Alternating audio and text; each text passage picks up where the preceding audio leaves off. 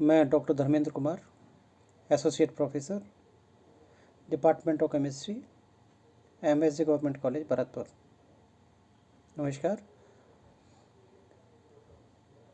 आज हम अध्ययन करेंगे mass spectroscopy part second, determination of molecular formula and McLafferty rearrangement.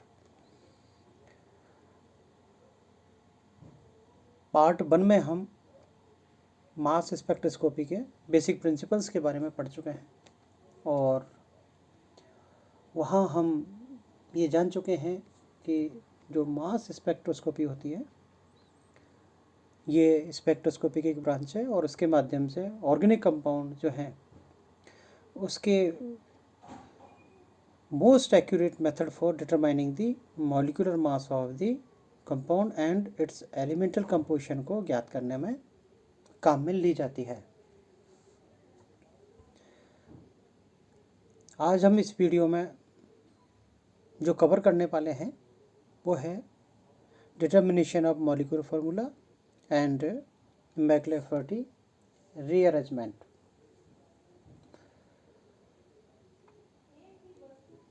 Mass spectroscopy में हम जानते हैं कि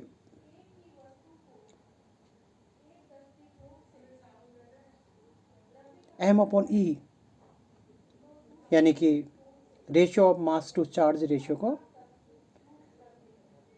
ज्ञात किया जाता है और उसके बाद इसमें हम मॉलिक्यूलर आयन यानी कि पेरेंट आयन और डॉटर आयंस यानी कि फ्रैगमेंट आयंस के बारे में अध्ययन करते हैं। अब हम अध्ययन जानना चाह रहे हैं कि मॉलिक्यूलर फार्मूला को किस तरह डिटरमाइन किया जाता है, यानी कि the mass spectrum is a plot representing the M/E values of the various ions, parent as well as fragment ions against their corresponding relative abundance, यानी कि उनकी कितनी इंटेंसिटी में वो प्राप्त हुए हैं वो हम यहाँ एक प्लॉट के माध्यम से करते हैं एक्स एक्सिस और वाई एक्सिस में।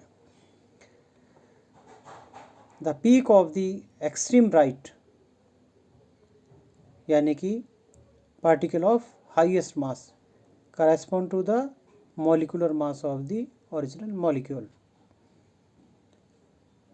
In case of straight chain hydrocarbon, the abundance of the parent ion peak is fair and it also gave M+1 peak which is of 9.9% abundance compared to the parent peak।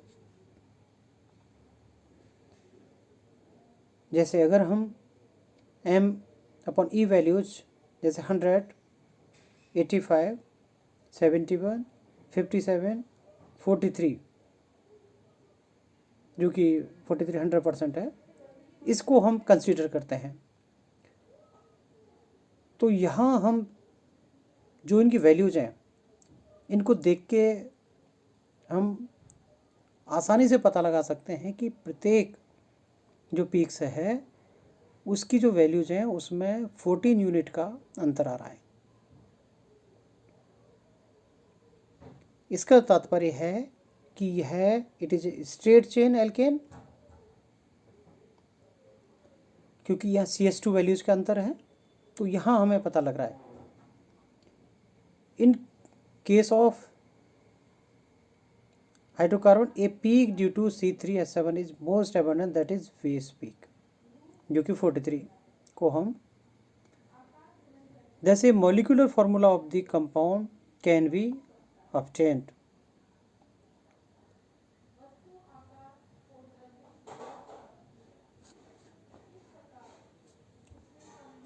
In case an organic compound gives fragment as well as parent peak in pairs which are 2 units apart, then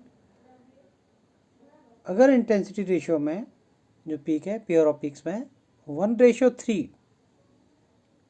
की peak intensity को show कर रही है। इसका मतलब है कि उस कंपाउंड में क्लोरो है, और अगर उसमें इंटेंसिटी रेशियो का 1:1 की पीक है तो इसका मतलब है कि उसमें then it must be a bromo compound. तो यहाँ जैसा हम पिछली बार अध्ययन कर चुके हैं, यहाँ ये mass spectrum of ethyl bromide है, और इस डायग्राम को देखकर हम पहचान पा रहे हैं कि इसमें M+108 और M+2 110 है, और इसकी इंटेंसिटी रेशियो है जो 1:1 में है। तो यहाँ हमें आसानी से जान सकते हैं कि ये ब्रोमो कंपाउंड है। In some cases, a McLafferty rearrangement ion peak gives an important clue in determination of molecular formula of the compound। यानी कि मैक्लेफर्टी रीअरेंजमेंट एक विधि है, यानी कि रीअरेंजमेंट प्रोसेस है, जिसके माध्यम से हम मॉलिक्यूलर कंपाउंड को पता लगा सकते हैं। जैसे for example, all straight chain aldehyde containing a gamma hydrogen atom form a base peak at M/E44। ये जो M/E44 है, यह मैक्लेफर्टी रीअरेंजमेंट आयन पीक है। तो इस 44 के आधार पर हम पता लगा सकते हैं कि इसमें it is also aldehyde A Fairlie abundant M+ peak parent peak follows a less abundant M+-1 peak। जैसा कि हमने अभी बात की कि मैक्लेफर्टी rearrangement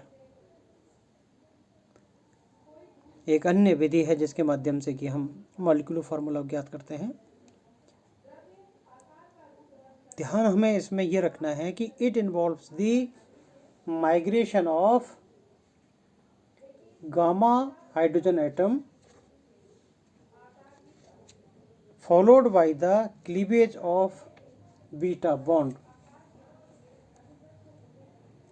The rearrangement leads to the elimination of neutral molecules from aldehydes, ketones, amines, unsaturated compounds, substituted aromatic compounds, etc।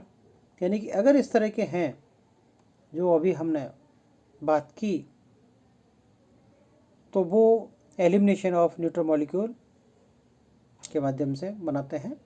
The rearrangement proceed through a sterically hindered 6-member transition state.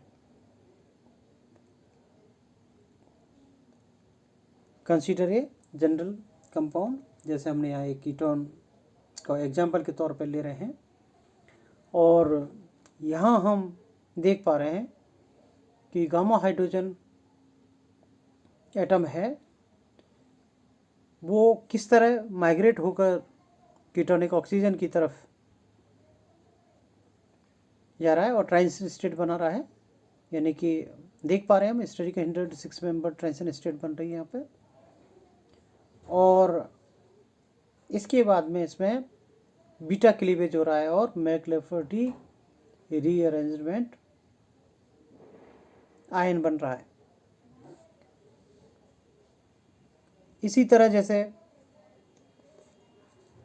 और लें example, जैसे butanol contains a gamma hydrogen atom,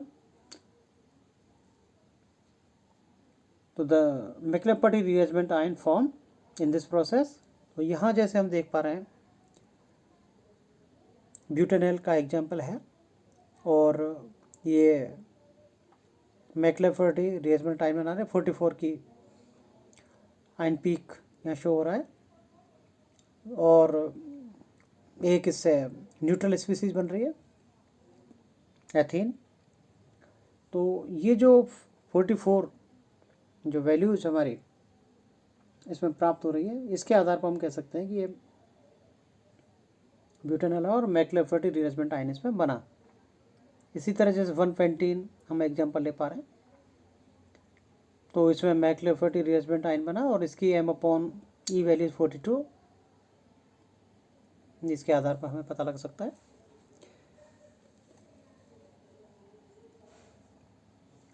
इसी तरह similarly large number of organic compounds, ketone, amine, alcohol, esters, acids which contain a gamma hydrogen atom form a McLafferty rearrangement ion. Thus the molecular formula of the unknown compound can be determined from the various fragment ion and also the parent ion of the spectrum.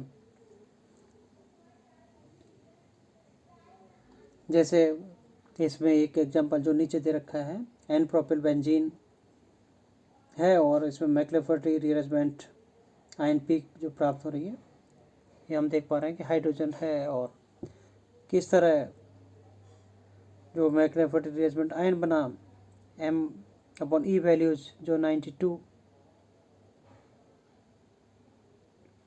को show कर सकती हैं, वहाँ हम इसमें प्राप्त कर सकते हैं।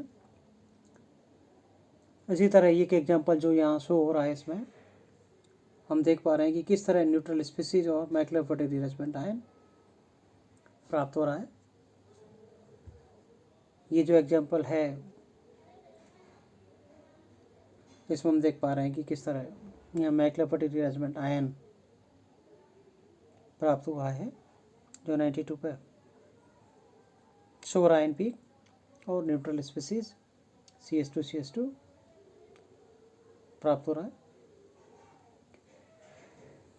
इसी तरह एक जो एग्जांपल नीचे इसमें शो रहा है फॉर हेप्टेनॉन, यहाँ हम देख पा रहे हैं कि इसमें डबल मैक्लोफर्टी रीअरेंजमेंट हो रहा है।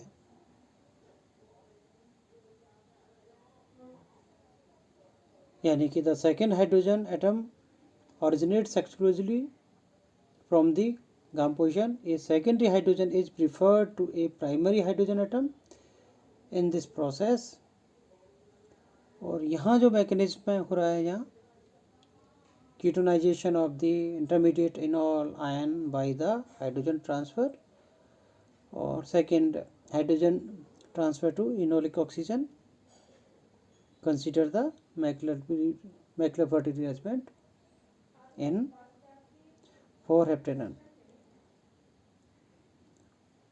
ये शुरू में हम देख पा रहे हैं, इसमें मैक्लोफर्टी रीअरेंजमेंट आयन फर्स्ट बना है, इनोलिक फॉर्म में ये प्राप्त हो रहा है और फिर इसका कीटोआयनाइजेशन हो रहा है और इसमें कीटोनिक फॉर्म में ये प्राप्त हो रहा है और जो गामा हाइड्रोजन है, ये यहाँ से जाके जो कीटोनिक ऑक्सीजन है यहाँ शिफ्ट होता है और इनोलिक फॉर्म में, और ये मैक्लोफर्टी रीअरेंजमेंट आयन सेकंड प्राप्त हुआ, जैसे इसकी वैल्यू M/E 58 ये प्राप्त होता है। तो इस तरह हम देख पा रहे हैं कि इस मैक्लोफर्टी रीअरेंजमेंट के माध्यम से मॉलिक्यूलर फार्मूला को आसानी से ज्ञात किया जाता है और यह बहुत सारे कंपाउंड में इसको हम यूज कर सकते हैं, जिनके आधार पर किसकी पीक्स प्राप्त होती हैं। धन्यवाद।